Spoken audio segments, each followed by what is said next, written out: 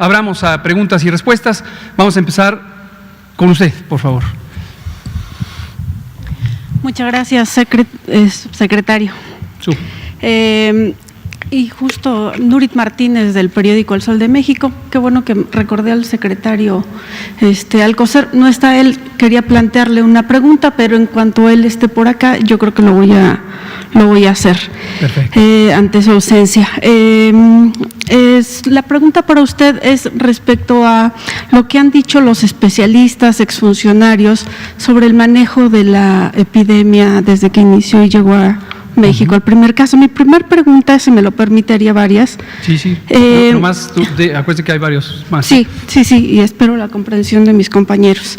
Mi primer pregunta es justo esto. Hablan los especialistas, exfuncionarios, de que hay una falta de rectoría, de liderazgo en la conducción de la epidemia.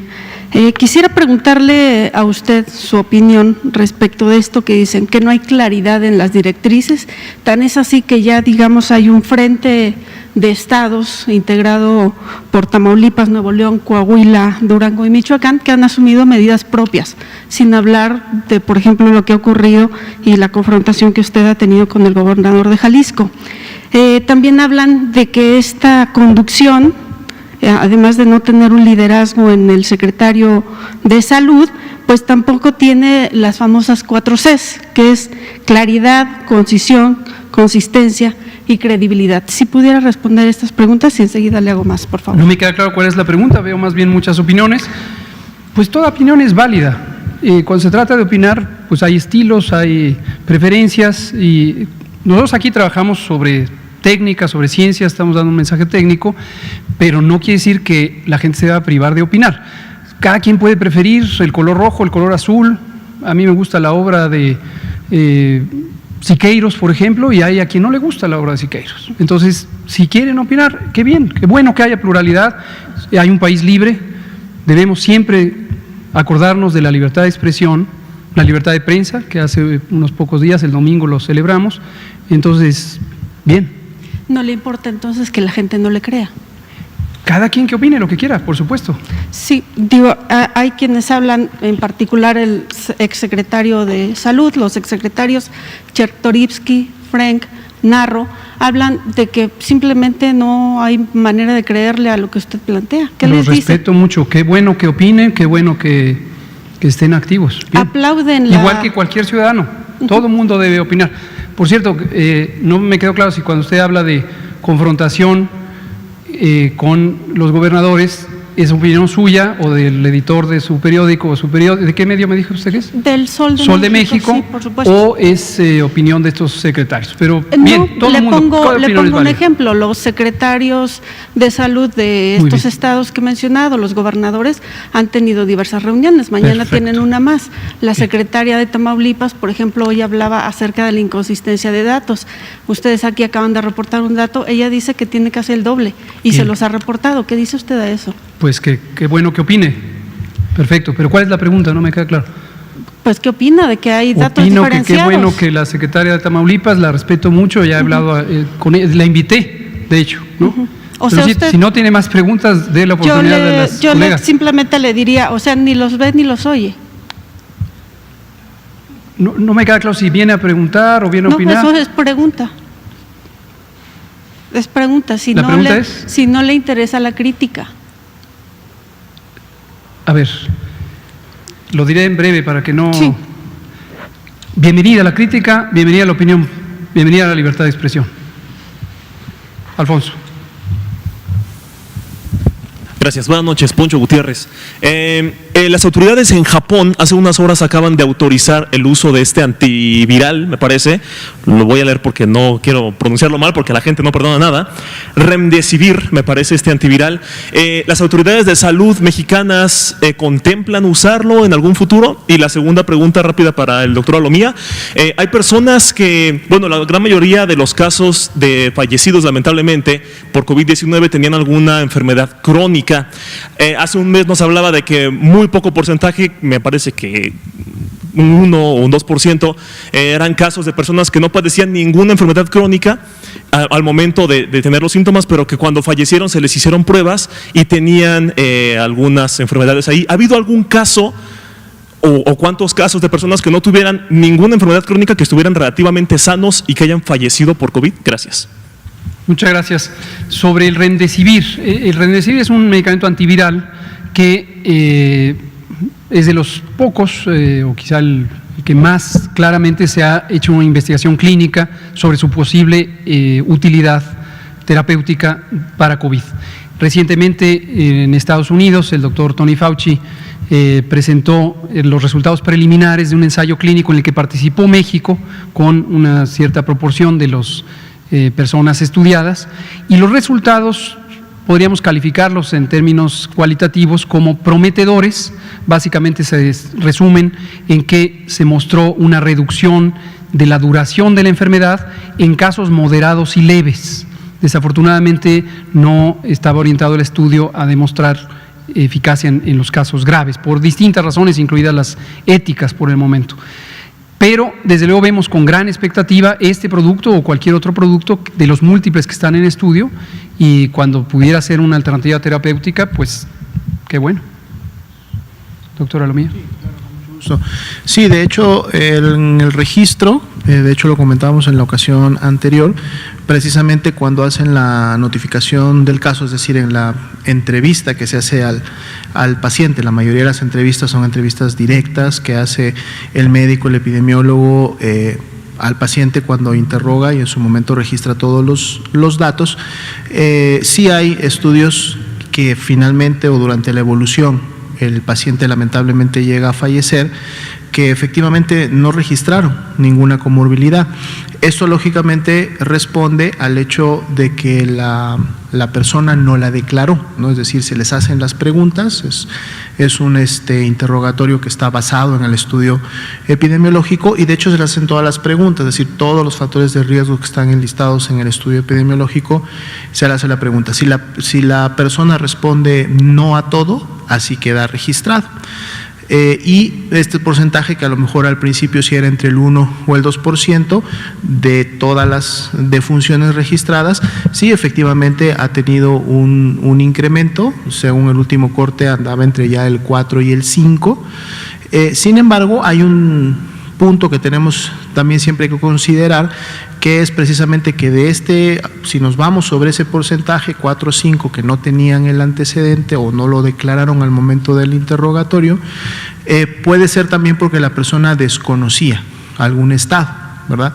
Entonces eso también se puede en su momento hacer ya una investigación dirigida sobre el expediente clínico, porque bueno, estas personas durante su proceso de hospitalización son sometidas a otro tipo de pruebas de laboratorio, en donde podría identificarse si hay elevación, por ejemplo, de azúcar en la sangre, que lo pudiera poner en un cuadro prediabético o diabético y la persona no lo sabía, o que al momento precisamente de tomar la presión, que son los signos vitales que se toman a los pacientes en todos los turnos o más adecuado, se identifique que hay en su momento la presencia de algún cuadro hipertensivo. Es decir, poder agarrar ese porcentaje y entonces meterlo a un proceso de investigación todavía más profundo para tener la seguridad de que efectivamente no tenían ningún tipo de comorbilidad o factor de riesgo. En este grupo también hay personas que pueden tener depresión o inmunosuficiencia, ya sea adquirida o ya sea producto de algún tratamiento, y tampoco lo tenían identificado. Entonces, para poderlo dar como tal, habría que hacer una investigación basada en el expediente clínico, basado a fondo en los antecedentes de la persona, para poder llegar a un número y que pudiéramos fehacientemente decir definitivamente este porcentaje no tenía ningún tipo de comorbilidad y responde a lo mejor la evolución a otros factores. Y aquí complemento lo que dice el doctor Alomía. Este segmento de la población que no tiene comorbilidades, que tampoco es mayor de 60 años o una embarazada también, es de especial interés para entender la fisiopatología de la enfermedad.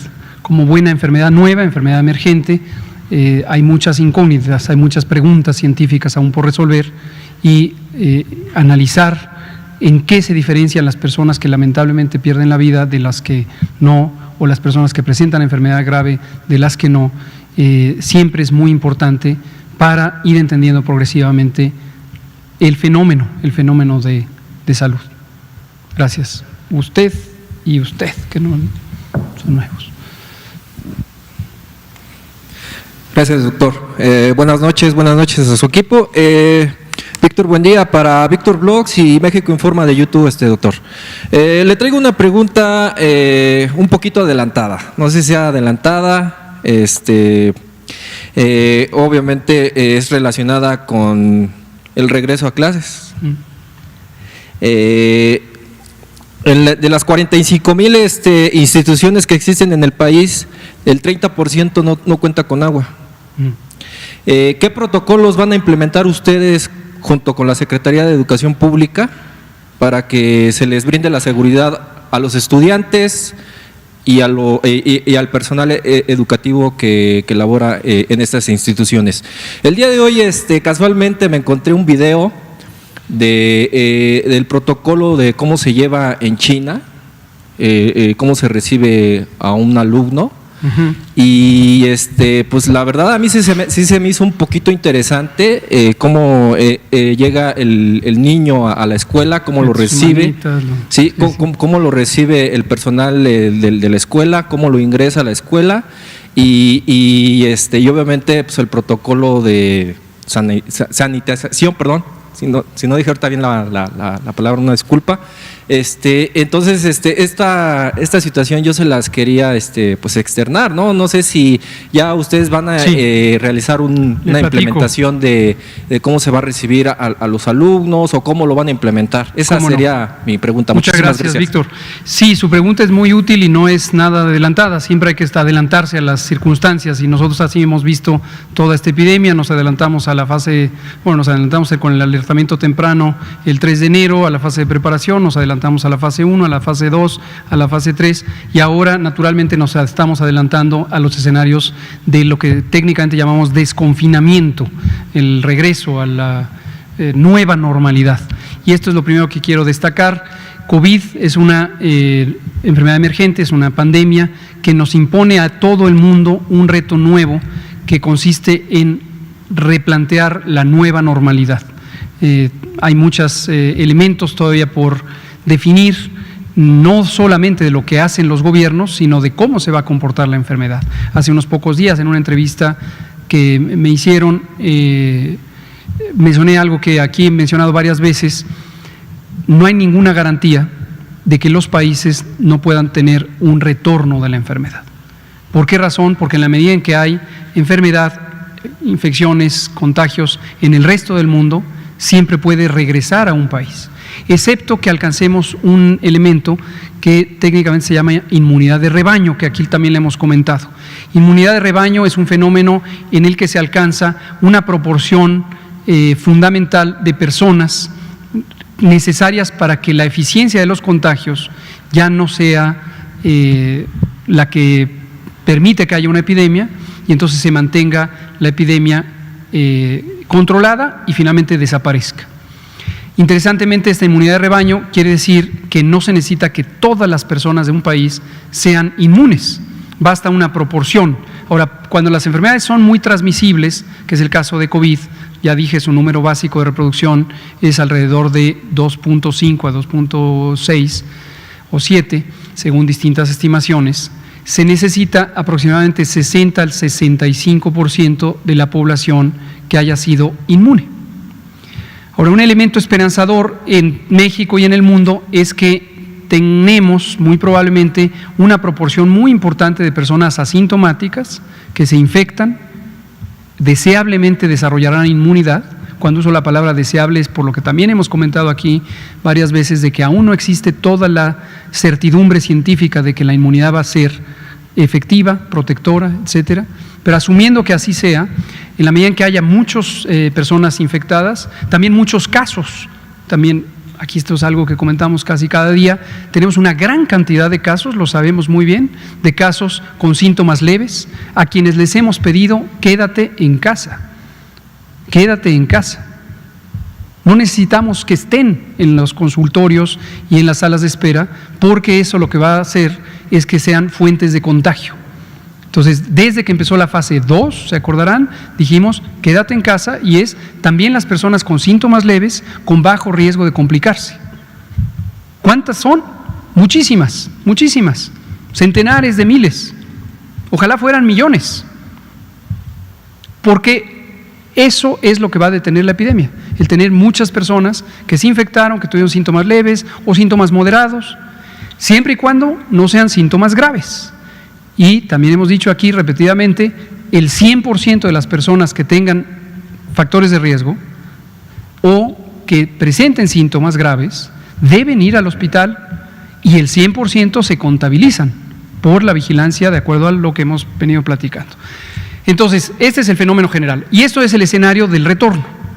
Desde ahorita, habida cuenta que la Jornada Nacional de Sana Distancia está programada para el 30 de mayo, su fecha de término, ya estamos programando cuáles serían los distintos escenarios del desconfinamiento nacional, que, ojo, no quiere decir que todo mundo va a llegar a la misma normalidad.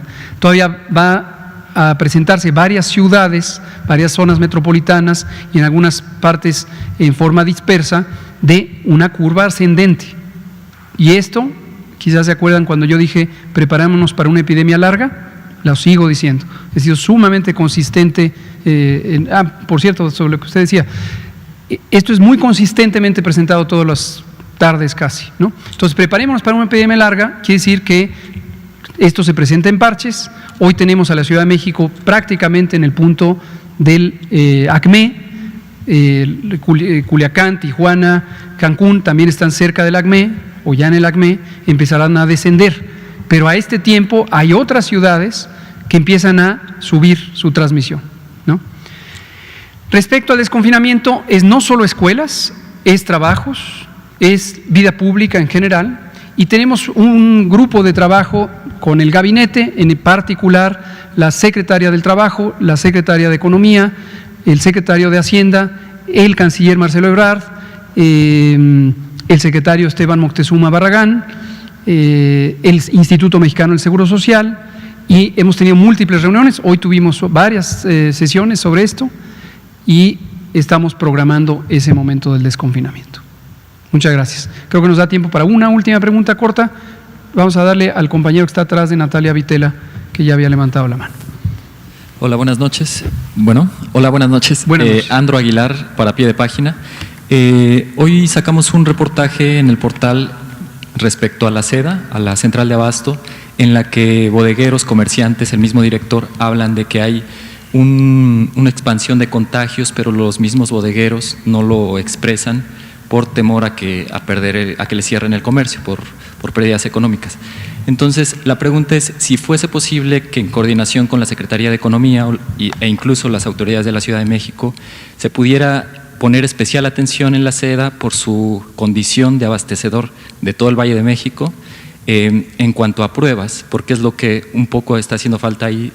Comentaban que algunos comerciantes o bodegueros cierran hasta que se desvanecen prácticamente en los lugares de comercio. Gracias. Muchas gracias. Ahorita ya no nos da tiempo porque nos quedan solo 2 minutos para volver a explicar el tema de pruebas. Parece que por alguna razón hay una barrera para visualizar el tema de pruebas. Hoy, por ejemplo, quisiera dejarlo asentado de una vez, identificamos que hay un laboratorio privado que ya está ofreciendo pruebas serológicas, pruebas para IgG. Encontramos 2, de hecho. Consultando con COFEPRIS, verificamos que no tienen una autorización sanitaria para la realización de estas pruebas y preocupa porque creo que es el mismo fenómeno que hemos visto en, no todos, pero un buen número de las personas que de manera organizada hablan de pruebas y pareciera estar detrás este interés comercial de las pruebas. Pero bueno, regresando a la central de abastos, la atención especial está desde hace varios días. Esto fue precisamente las acciones que fueron muy notorias por parte del gobierno de la Ciudad de México, que puso incluso unos carteles muy grandes. Naturalmente disgustaron a algunos de los miembros de la comunidad de la central de abastos, porque pusieron de manera muy prominente riesgo sanitario, riesgo de contagio, COVID, etcétera. Y hay un operativo muy estructurado, muy montado desde hace ya varios días, está a cargo de la Ciudad de México, o sea, no es eventualmente ellos son primariamente quienes tienen esa responsabilidad, obviamente con el apoyo de la Secretaría de Salud Federal y de quien haga falta. Y aquí es importante visualizar que el tema de pruebas, regreso al tema de pruebas que usted pregunta, depende de un buen estudio epidemiológico. Hacer pruebas por hacer pruebas no tiene una utilidad técnica, ni de vigilancia epidemiológica y desde luego no médica tampoco. Ayer, por cierto, expusimos aquí, no recuerdo si estaba usted, pero precisamente nuestras definiciones operacionales, nuestra guía técnica de vigilancia y laboratorio, y las comparamos aquí públicamente con las que tiene Estados Unidos, los Centros de Control de Enfermedades, y se puede ver la enorme analogía que hay. En Estados Unidos hay vigilancia centinela, aquí también hay vigilancia centinela, hay un énfasis en los casos sintomáticos, hay una utilidad en los casos graves, que es el especial interés. Entonces, solo para mañana yo creo que nos da tiempo de explicar nuevamente lo de las pruebas para quien quisiera actualizarse en la materia, pero para no dejar suelta su inquietud, la central de abastos es un sitio de especial interés que está siendo atendido desde hace varios días con un operativo especial de vigilancia epidemiológica, control y prevención a cargo de la Ciudad de México con el apoyo del Gobierno federal. Muchas gracias, son las 20 horas en punto, nos vemos mañana. Gracias.